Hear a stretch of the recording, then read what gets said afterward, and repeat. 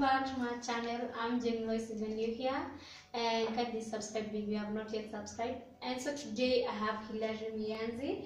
He's an author and also a church planter. He's an entrepreneur, do business, right? Yes. And apart from that, I have his book here. It's called Rising from the Ashes. I hope you can see it right there.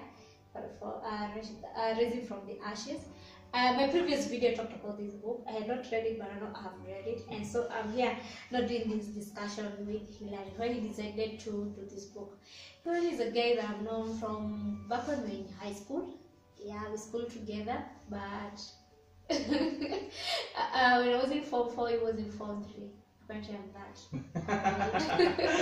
Yeah, so we knew each other back then, and then life came with with different types of journeys. So he took his own time and I took mine. So right now he's another this book right here, and also he has another one coming, but today we're talking about this. It's called Rising from the Ashes. So hi Hilary. Hi Jenny. So tell us who is Hilary. Hilary is a simple person.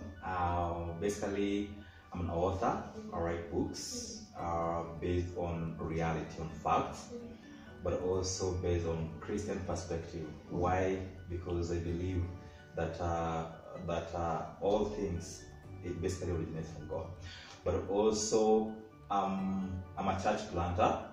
For the last 3 years, actually 4 years, I've been planting a church. First of all, I got an opportunity to plant a church in Zambia, and then now I'm planting in Kenya, and planting a church with a Great House Community Church in this place.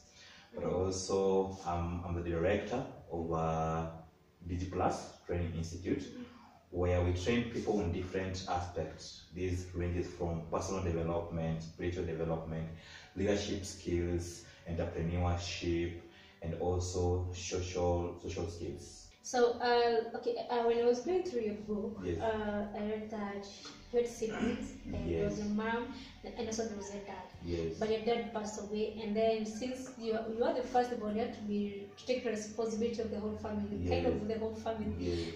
Apparently, being a first born, you just become a parent by default. Yes. You have to worry about your siblings, and so consciously or unconsciously. you have to take care of your siblings. Yes. And so that's what you did. Yes. And back then, when your dad passed away, you were in high school, right? Yes. Yeah. So tell me, how was it you taking the responsibility of like going through education, taking the responsibility of your family? Apart from that, your mom is super hard working, according to how you described in the book. So tell me, how was it for you now taking the responsibility of your siblings and also going on with high school?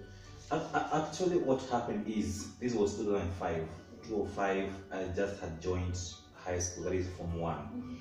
And if you pay attention to the story, it is not like I decided to join high school that far. You get? It is just because of the connection that my father had with his boss. Yeah. You get? So what happens is, immediately just joined Form 1. It went on well, the whole of first term. You get? So the schools were closed, and so we were on long holidays. But then when going on the second term, that's where now the problems started to come in. So that calls me and it tells me, Hilary, I know how much passionate you want to go to school, but unfortunately, I just can't. You just can't go to school. And I'm like, how? What happened? Because I remember reading that book, and you described whereby like what the kind of a support that their dad or rather the relationship that your dad had, the post school kind of did. Actually makes sense. Actually, you go to school and there's no fee that is being paid. Yes. It's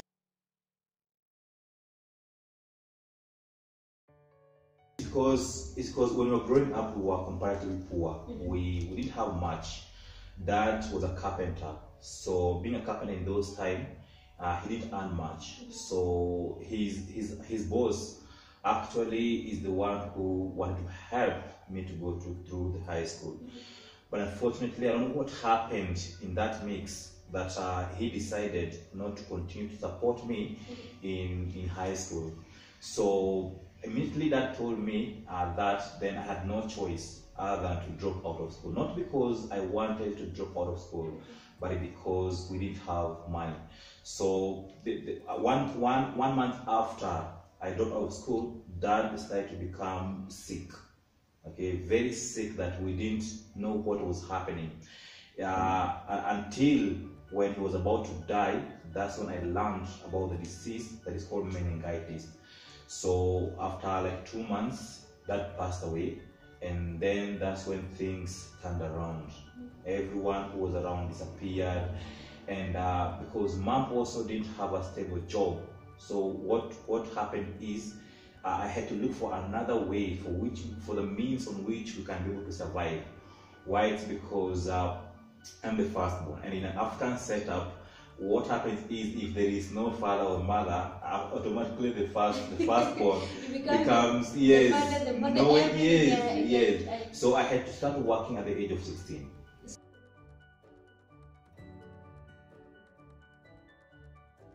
So okay, I remember you saying that in the book you have stated that your first job that you did was to peel. Yes. Peeling of onions and also cleaning, also carrying in the market. Yes. Exactly.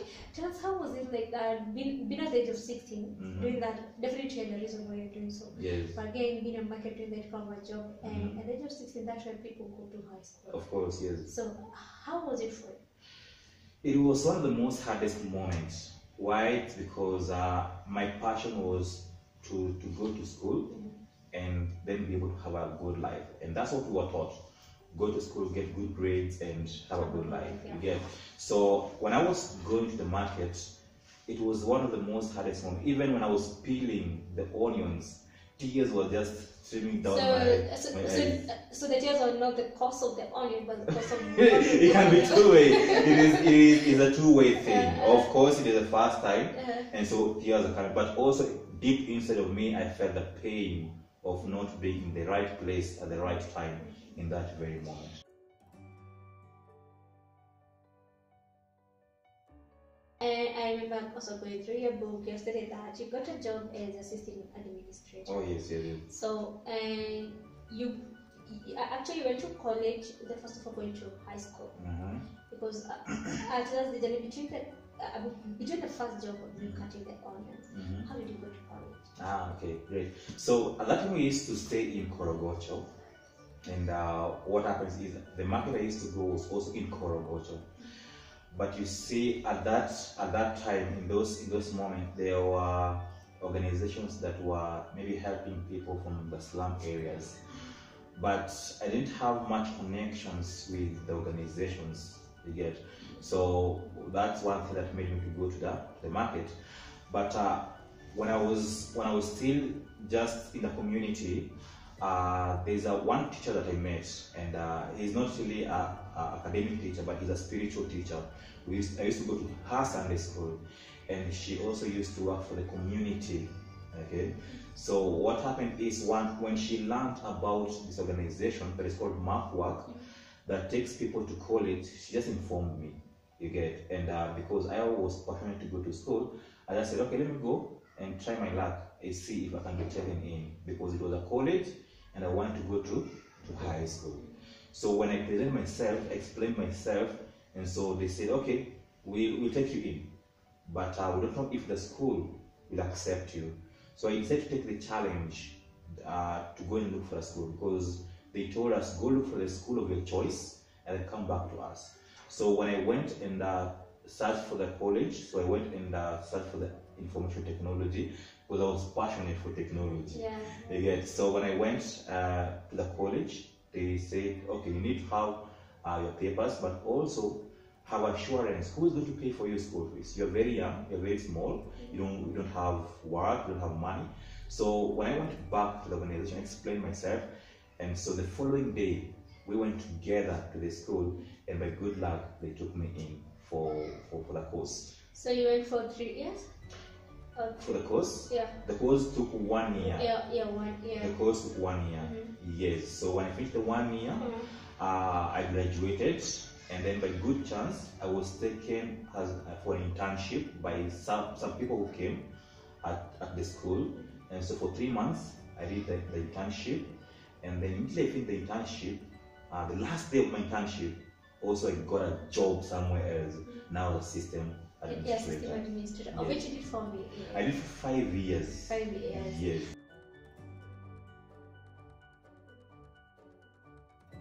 So you out of college and the system administration, no high school yet, but you later going to join high school. Yes. So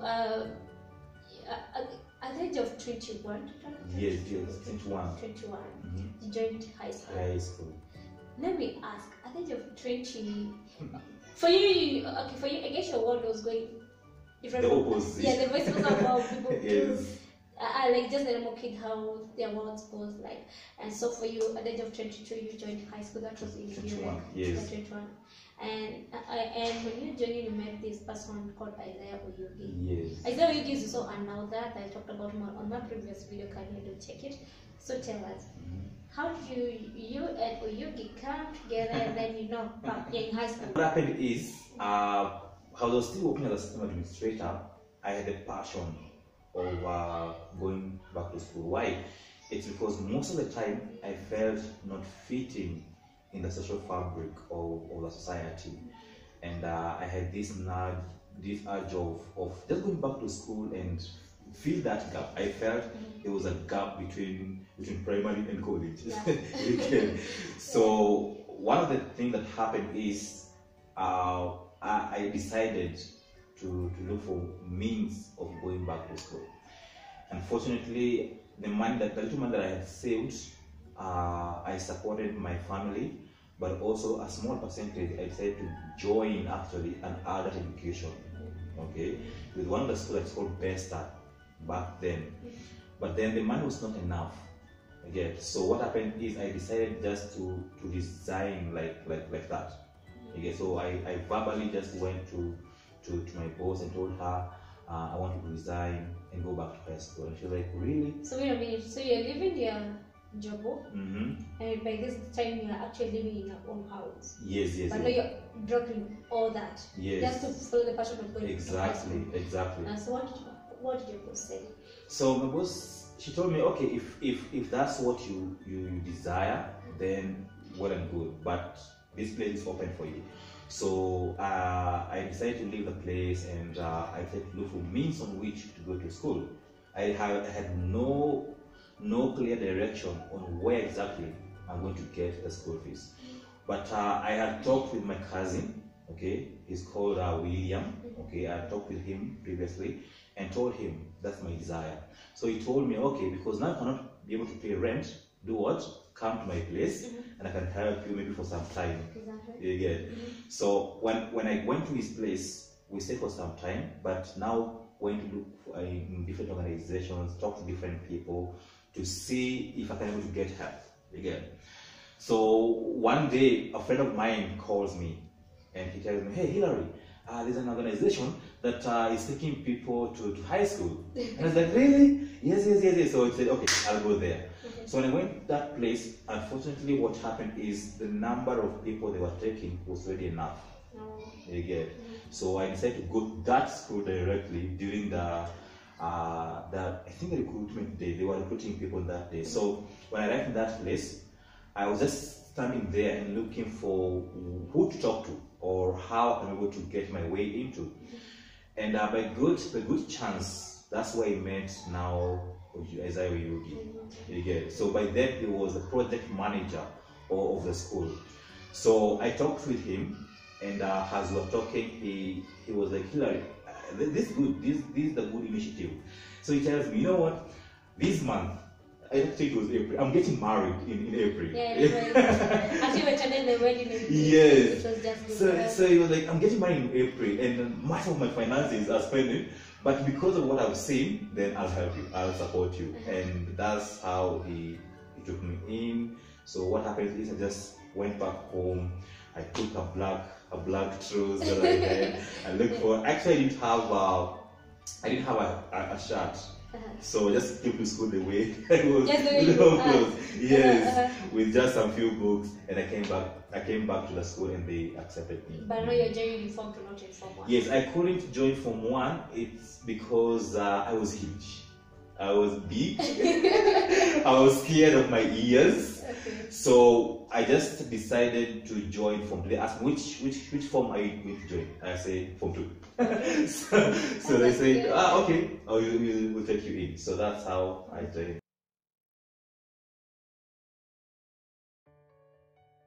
This book you've talked so much about your mom. Yes. What I've learned, she's generous, she's very hardworking, Yes. and she's, first of all, give us, tell us who is your mom, just a little bit of your mom. Because you've actually talked about him so much in this Yeah. book. Let people know about, before actually you buy this book, first of all, get to hear.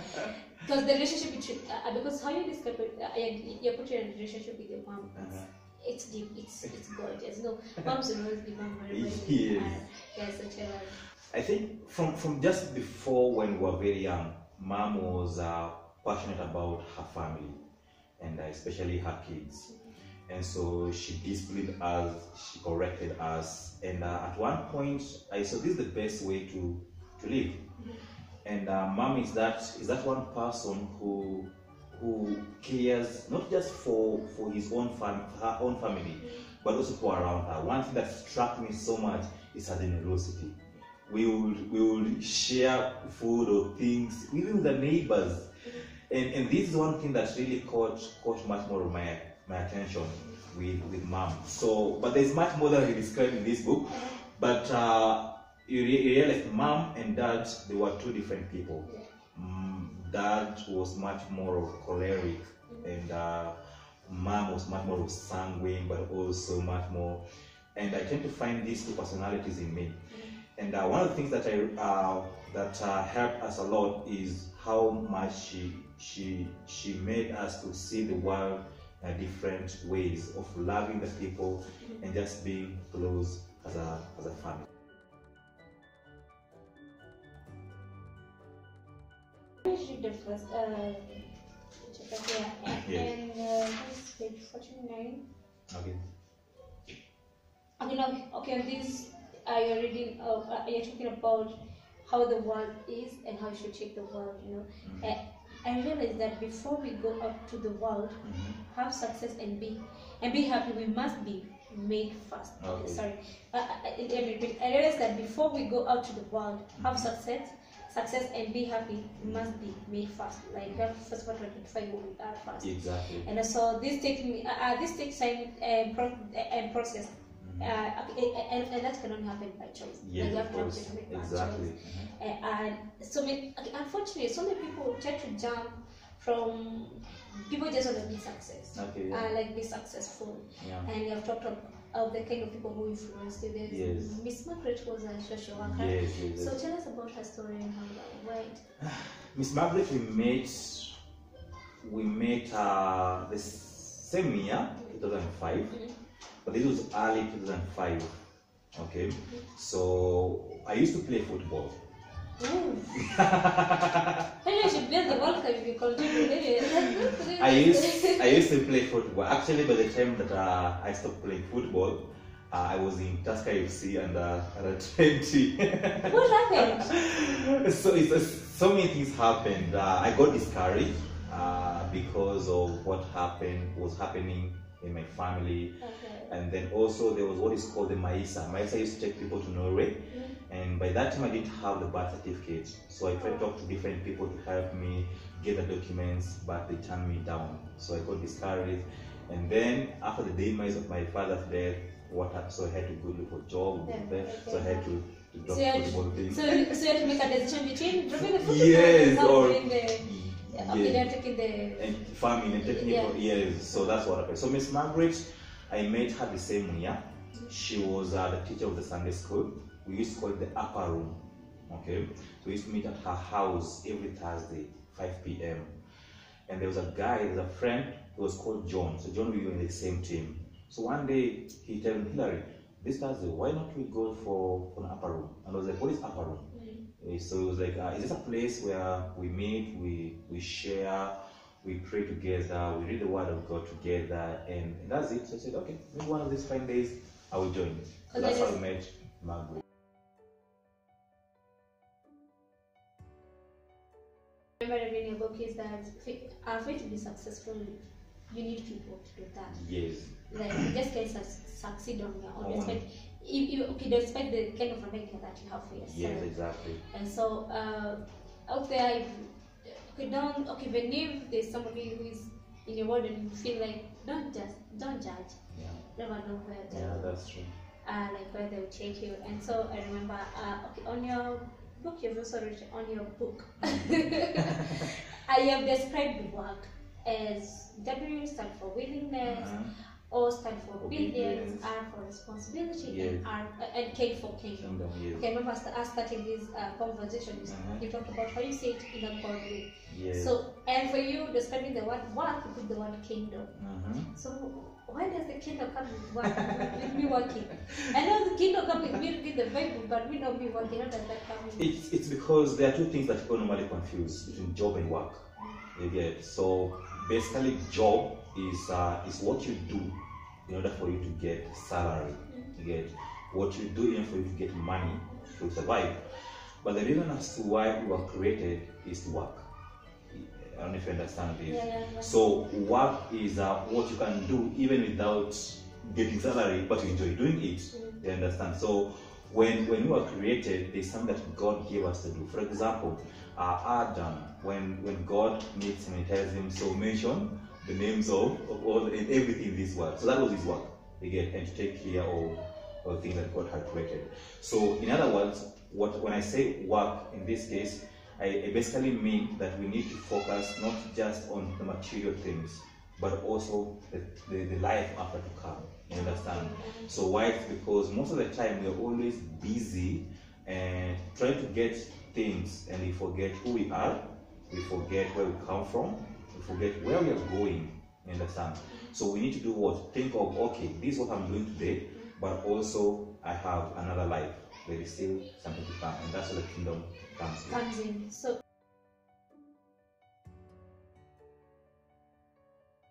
just 5 things that caused you to write this book, because this book is super wonderful, it's life-changing, and I love the facts that are in this book. So for me, I've read it twice, and believing I'll be reading it more times.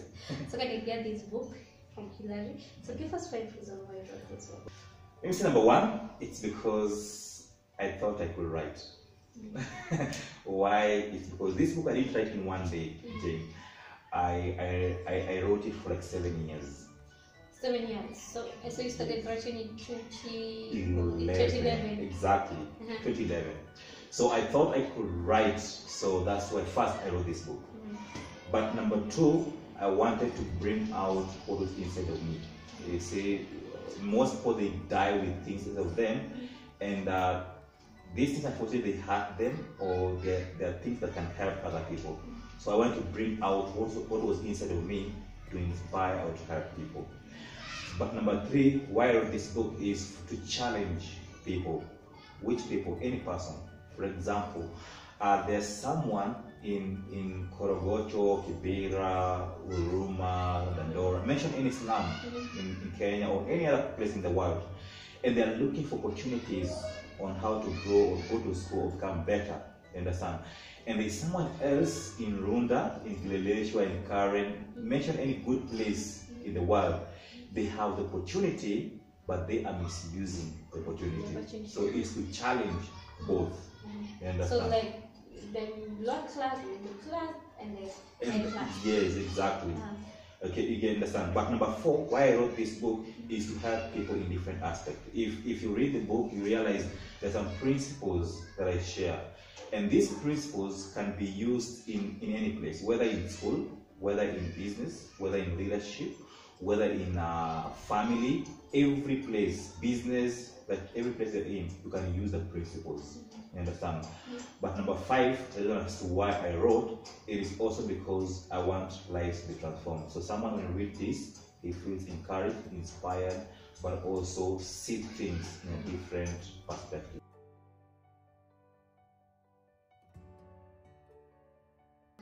The song that you also mentioned, it's about your favorite verse, that being Jeremiah 3. Verse 3. So tell us, what does it say? Jeremiah 3 verse 6 says, "Call unto me, and I'll answer you, and show great things that even you have not thought about." Okay, was that verse created by a certain situation or certain circumstance, or just read the Bible and there you are? It's because of the situations and the environment. And in those moments, I was like, God, why me? Why have you forsaken me? And when I was reading that verse, that's when it says, God said, Jeremiah, call unto me, Okay, and that's when I said, okay, so that basically means that I have someone who can help me, someone who can be able to hold my hand, and that's why it was one of my favorite verse in So that. still the favorite verse to you. Yes, I can say so, but I also still have many other verses. Give us one.